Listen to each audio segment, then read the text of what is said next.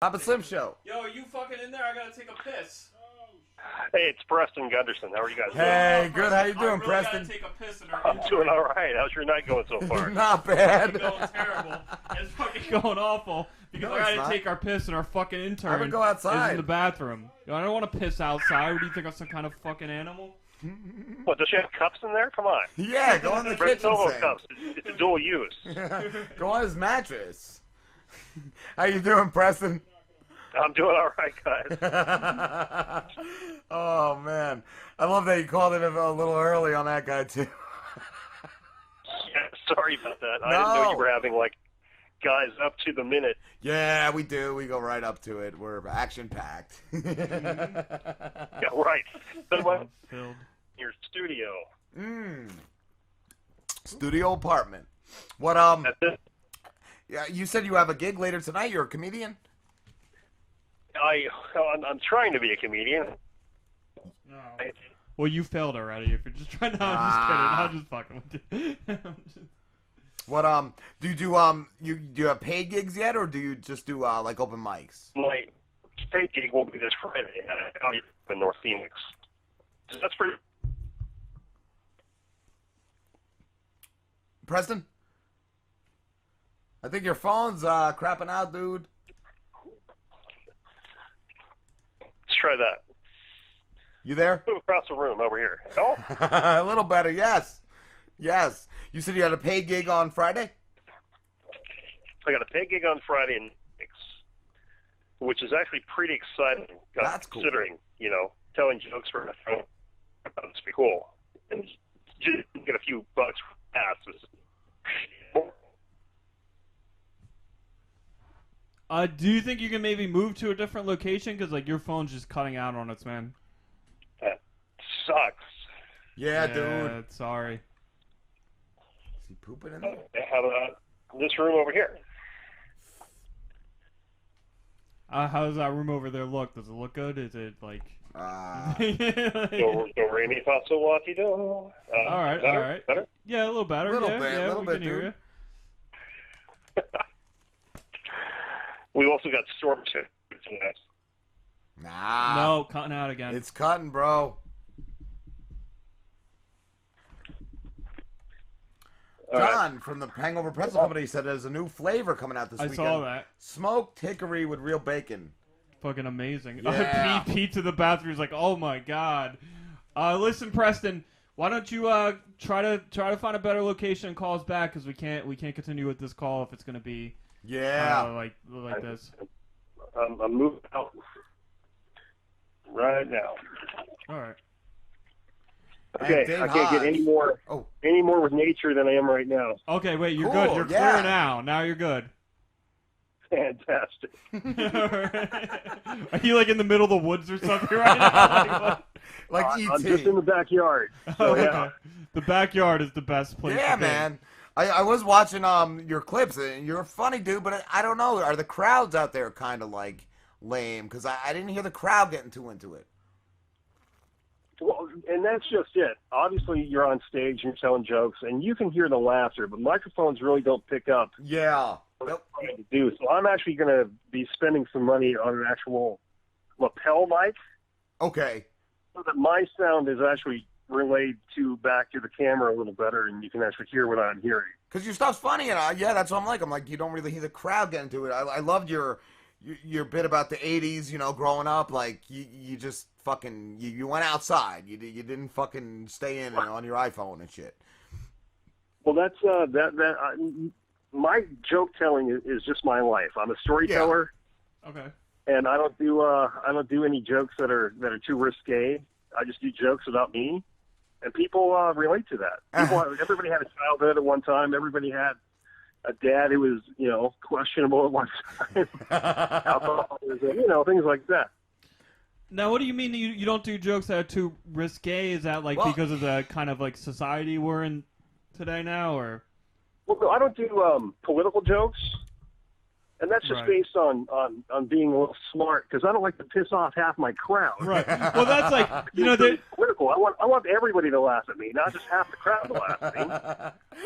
Well, that's funny you say that, because I'm like kind of like socially awkward, and there was a time where I was like researching like conversation with people better, and like one of the Converse. converse with people better, and one of the biggest things that always comes up is never bring up a political conversation, Or and religious, right? and never mention anything religious. Yeah, like, Right. It did seem like a lot of your stuff was from real life, and I also love the dreams about women having pissed off dreams. That was really great, dude. The thing with my wife, and that joke is actually a true story. Most of all my jokes are true stories. I might embellish a little bit here or there, but if I'm on stage telling it, it's because it really is. The fact is, everybody has something funny that happened in their life. It's just, there are people that just can't get up on stage and tell them what happened. right. Yeah. Everybody has a story about a coworker or about a mom or a dad or your spouse getting pissed off or doing this, and you're like, whoa. But yeah, my jokes are just my life, and I've been telling these jokes around, Christmas and Thanksgiving around family for 20 years, and then Right. I don't know what it was. Somebody said, "Hey, you know what? You should tell jokes for a living." Yeah, that's cool. Well, you know what? Why not? Let's give it a whirl. I saw too. You said Judd Travis. Yeah, I met Judd Travis. We were actually friends on Facebook. Unbelievably enough, Wow. we haven't actually really met, but we've Okay. had conversations back and forth. Yeah, he's funny. We've talked. This will be our third or fourth time tonight talking to him. He's a really cool dude.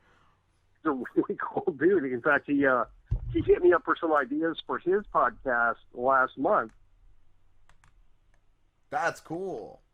Which I mean, I was honored actually just to have the idea. As long as just mention me in passing to the folks in LA, so when I finally get to California, they'll know who the hell I am. That's a weird time. Are there a lot of clubs out there? You're in Phoenix, correct? Yes, there are a ton of clubs out here, but the problem is you've got to get your name out there and you've got to get known, or otherwise nobody's going to come see you. And then the promoters aren't going to want you back because nobody showed up to see who the hell you were. Yeah. Yeah, I was going to ask, because you said you're getting a pay gig. That's really hard to do, right? We've talked to a lot of guys that haven't had them yet.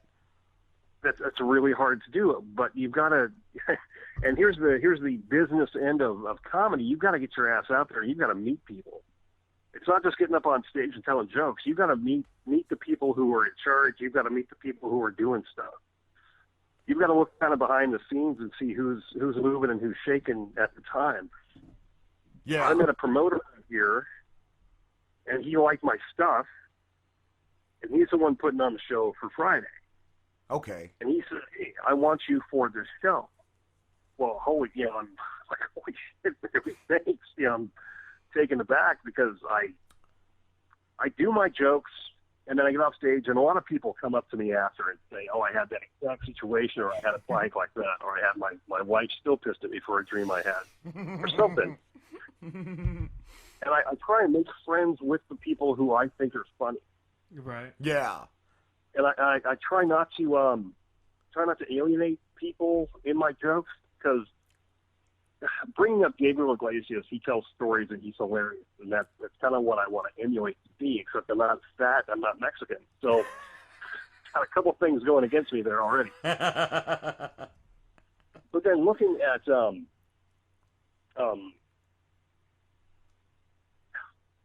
what was his name? Looking at that white guy from New York City. Oh, that white guy from New York City. I know him. It's Jim Norton, Colin Quinn, no. Louis Yeah, C.K. Jim Gaffigan made Gaffigan. $30 million in 2014. He didn't lay a single curse word down. Yes. Yep. He's And I was amazing. like, holy cow, that is something to really emulate. Because, Yeah. Because why do you want to alienate money? There's If so you make it a 21 and over show to where only 21-year-olds can get in, you're only getting the money from 21-year-olds. yeah. But if you make it a family-friendly show, But well, there's then 20 you're of them. doubling your ticket sales because they got to bring the kids, because kids love Jim Gaffigan. There's only a few. There's only two clean comedians that I like, and it's him and Brian Regan. They're the only two I've ever. I'm Regan. He's Oh, hilarious. He Oh, my is. God.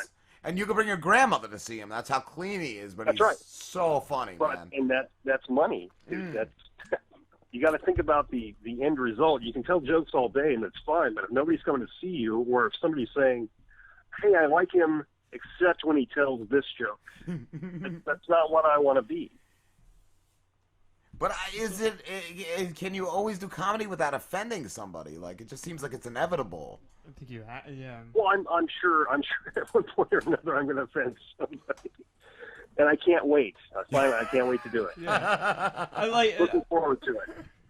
From doing this show, I have been checking a lot more comedians. I've been to like my second comedy show recently, and seeing it more like one of the things that really intrigues me is how these guys you do as a comedian have the power to say whatever the fuck you want, and everybody's gonna laugh at it, and you could say like fucked up shit, and it's okay, and like that's in the context, in the context, like, and that's intriguing to me, and like I feel like, you know, fuck the people you offend because you're still gonna get a laugh. Sucks too. You see some really great comedians that are still struggling though. Like it seems like really hard. Is it harder because is there more comedians out there trying to make it, or is it always been this hard?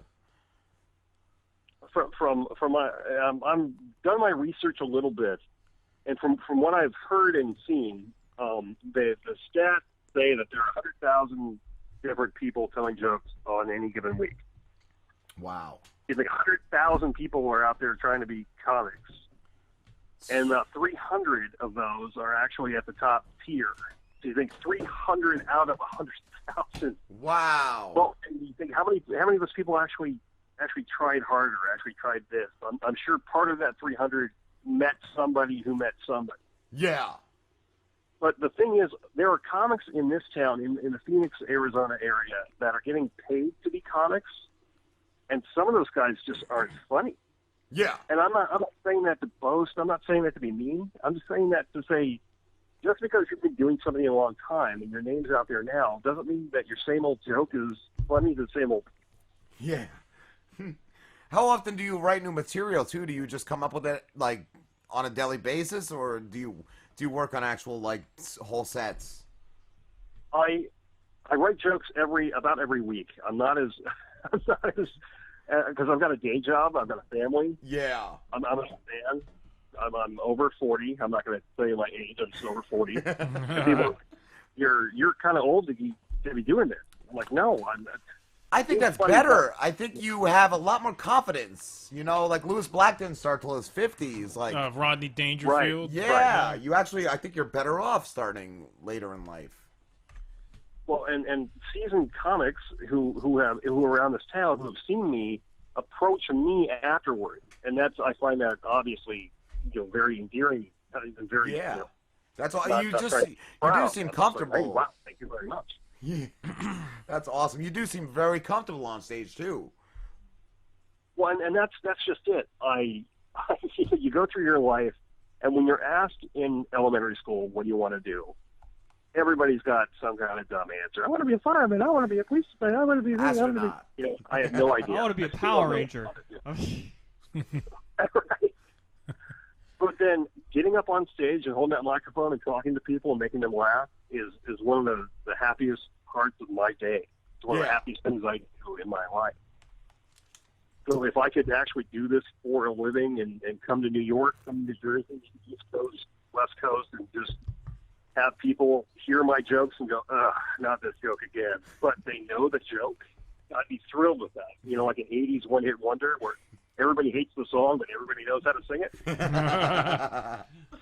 What's your day job? Am I allowed to ask? Yeah, I work in healthcare. Oh.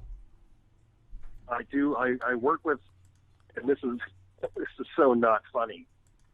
I work with people who've been released from the hospital who are kind of on their way out of this world. Ooh, wow. It's not hospice care, but it's on the edge of that. That's what I was going to ask, yeah.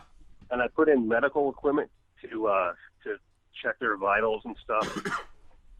Wow. I've met some amazing people. I've seen some amazing, you know, multi-million-dollar penthouses in Scottsdale, Arizona, and I've seen the urine and bleach smelled nursing homes in Central Phoenix. Just, you know, I've seen people on the edge of everything. Wow. Some live great, and some just don't live at all.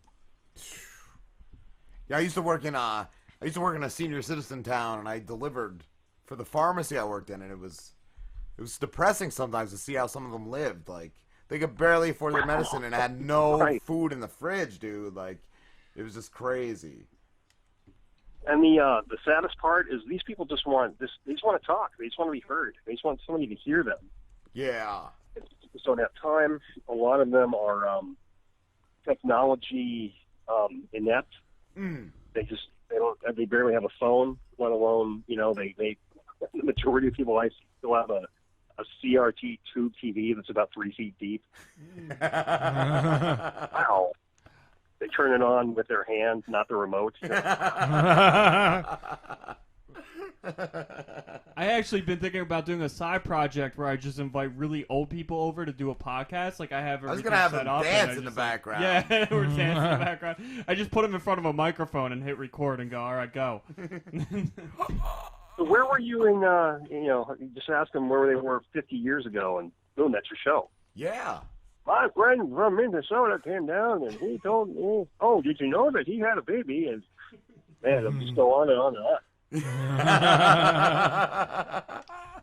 Just get up and leave, and they'll just talk to each other. It'll be great. I remember once I worked in the pharmacy, too, and this old guy came in, and he started screaming at me to get him, I guess he had questions about this cream he was getting, and so I got the pharmacist. Will this cream make me hard? It said on the fucking label, it said for vaginal use, and he's screaming at me, I gotta rub this on my testicles. So I started laughing. I walked away, I'm like, I got the pharmacist, I'm like, you gotta talk to this guy, and he's screaming in front of a whole store full of customers that he has to rub this cream on his testicles, but it says for vaginal use.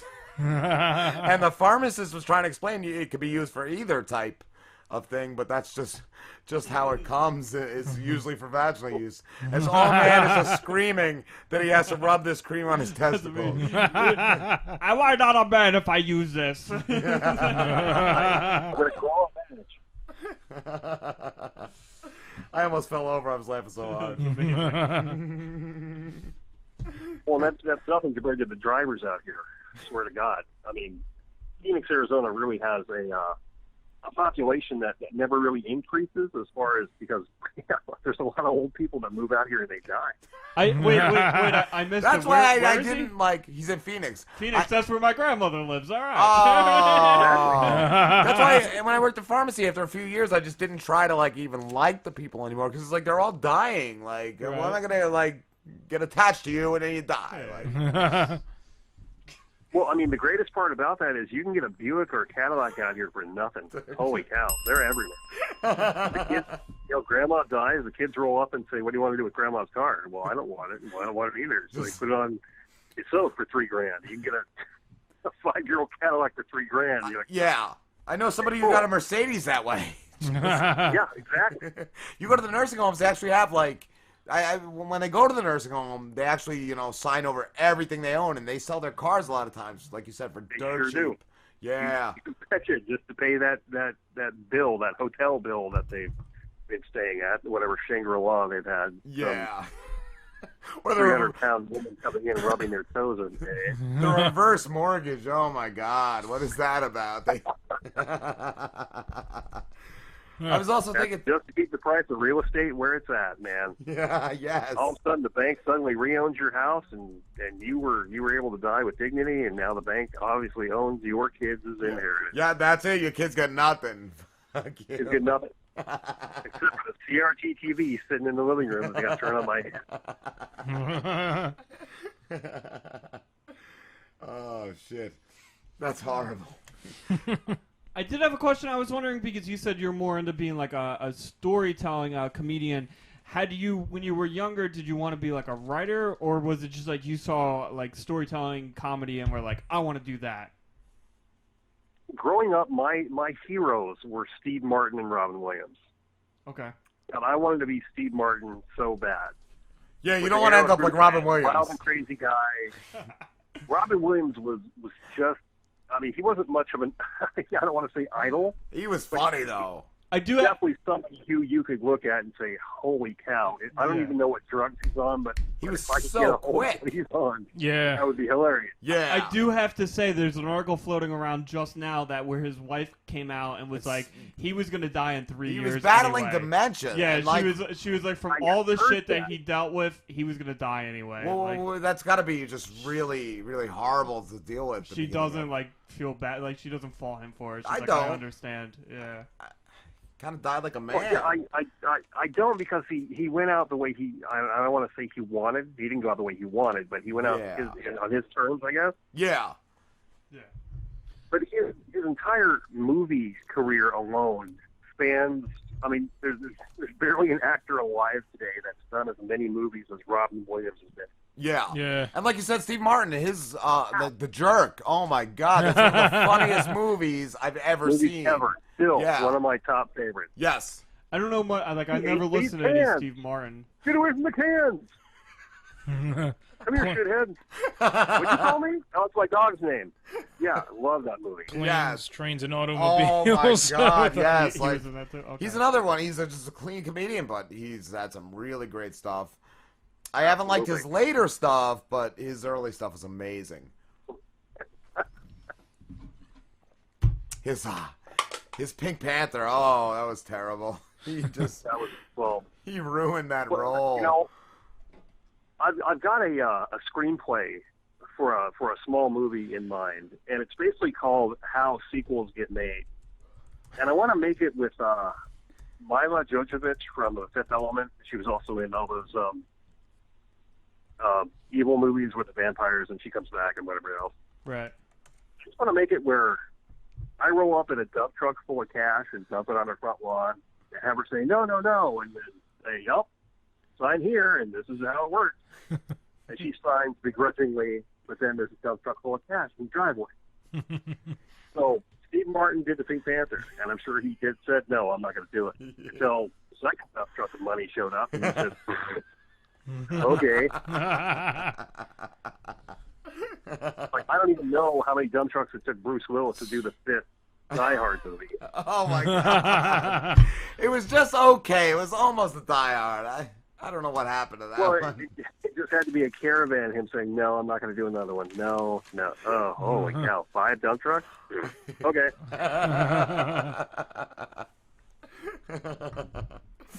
We can't even make a few bucks on our show.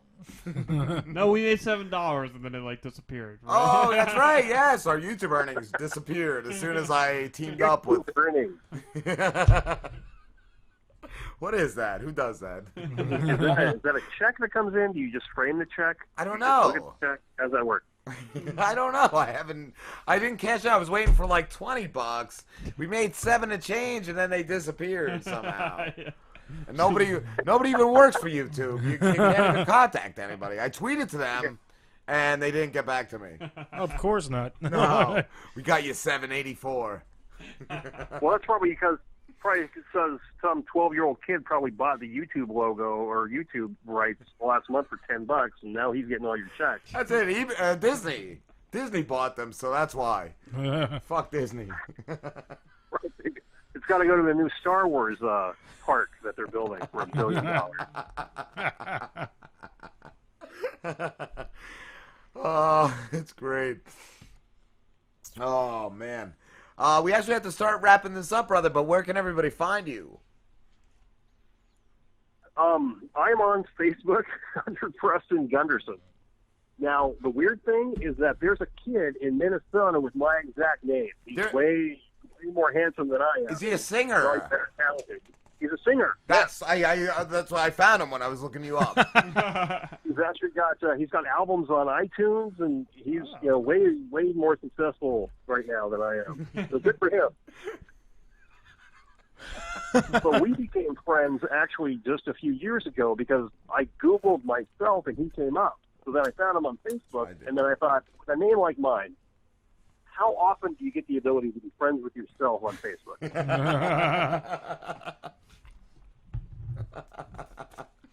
The proof, yeah. People can find me at Preston Gunderson on Facebook. You can find me at Preston Gun on Twitter and at Preston Gun Comedy on Instagram. Awesome. Thank you so much. Shoot me a message, give me a text. I'll definitely reply it back because I'm not in this just to make money. I like making friends too. Cool, man.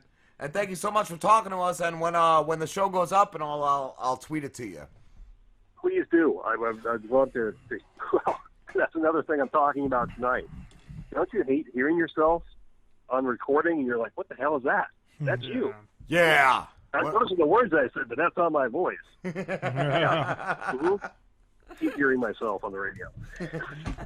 Mine is usually like, I said that? I don't remember saying that. Everyone's like, oh, that was great when you said that. And I was like, I drank a whole bottle of tequila, so I don't remember that. Well, it almost makes you want to go apologize to everybody I've ever met. I'm so sorry I sound like this. I'm sorry. I'm sorry. All right, brother. Good luck with that gig. Thank you so much, guys. Have a good night. I appreciate the help. Thanks for talking to us. Take care, man. All right. Anytime you'll have me back, I'll be back. All right, dude. All right. Thanks, Rob. Thanks, Lynn. See you. Take care. Do John's read. Pretzel guy? John, the pretzel guy. Hangover Pretzels. You got to try the pretzels from the Hangover Pretzel Company in Freehold, New Jersey. Their flavors are amazing. Try all their flavors: sweet heat, brown sugar, cinnamon, kibasi, and the original zesty lemon pepper. It's an orgasm for your taste buds. You can find the Hangover Pretzel Company on Facebook, Twitter, and at www.thehangoverpretzelcompany.com, or give them a call at 908-839-5678. Definitely order their pretzels. The guy was in a couple weeks ago, and they're fucking amazing. They're really good. What's the new flavor again? Bacon something. Bacon. Oh my god, that sounds amazing. Fucking just heard bacon. smoked Like, it's smoked got bacon hickory in it. with real bacon. Sounds fucking incredible. And we are waiting, John, for our bag. All right, everybody. All right, guys, we're going on break. We'll be back. On break. See you in a few.